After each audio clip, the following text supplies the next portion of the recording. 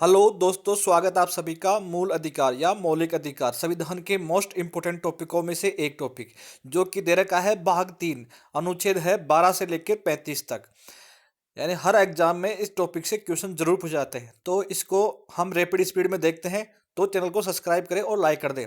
तो शुरू करते हैं। मूल अधिकारों की अवधारणा अमेरिका से ली गई है।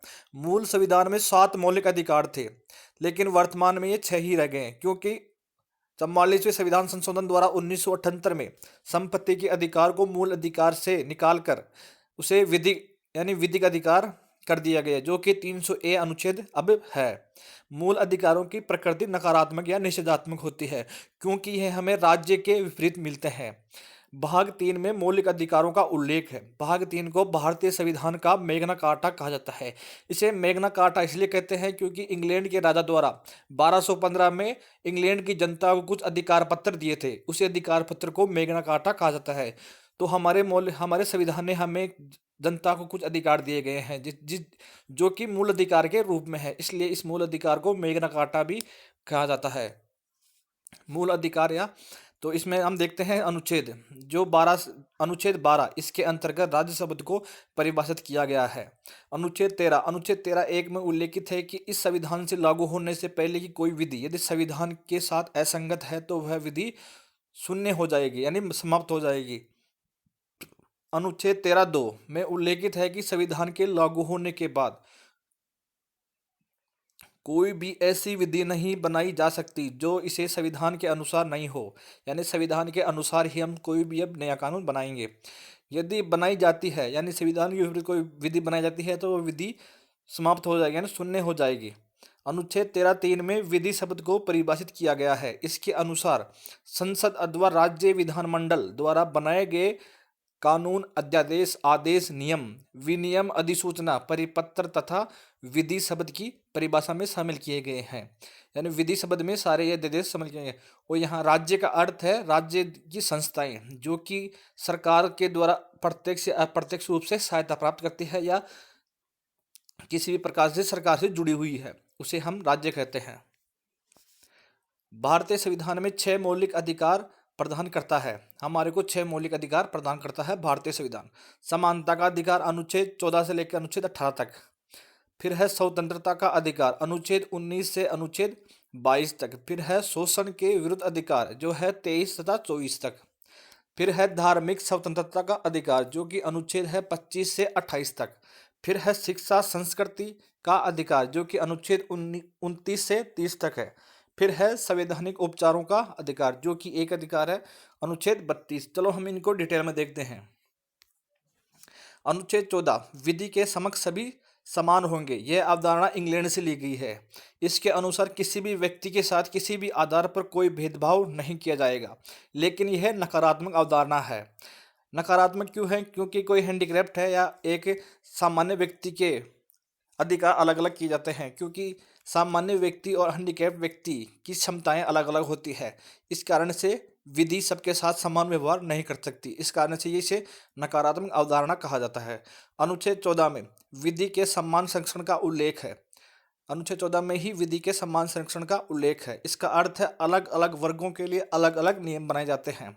यह अवधारणा अमेरिका से ली गई है, अर्थात इसका यह भी अर्थ है कि समान लोगों के लिए समान नियम, यानी समान लोगों के लिए समान नियम बनाए जाएंगे। अब देखते हैं समानता का अधिकार अनुच्छेद 14 से 18 तक। अनुच्छेद 15 में है एक में अनुच्छेद 15(1) में है राज्य किसी भी व्यक्ति, यानी 15 के 6 भाग हैं। तो अनुच्छेद 15(1) में है राज्य के किसी भी व्यक्ति के साथ धर्म, मूल वंश, जाति, लिंग तथा जन्म स्थान के आधार पर कोई भेदभाव नहीं करेगा।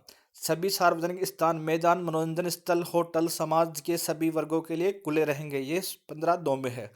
15(3) में है राज्य महिलाओं व बच्चों के लिए विशेष प्रावधान कर सकता है। और 15(4) में है यह उल्लेखित है कि सामाजिक व शैक्षणिक दृष्टि से पिछड़े हुए लोगों तथा अनुसूचित जाति जनजाति के लोगों के लिए राज्य विशेष प्रावधान कर सकता है। अनुच्छेद 15(5) ये उल्लेखित है कि सामाजिक व शैक्षणिक पिछड़े लोगों को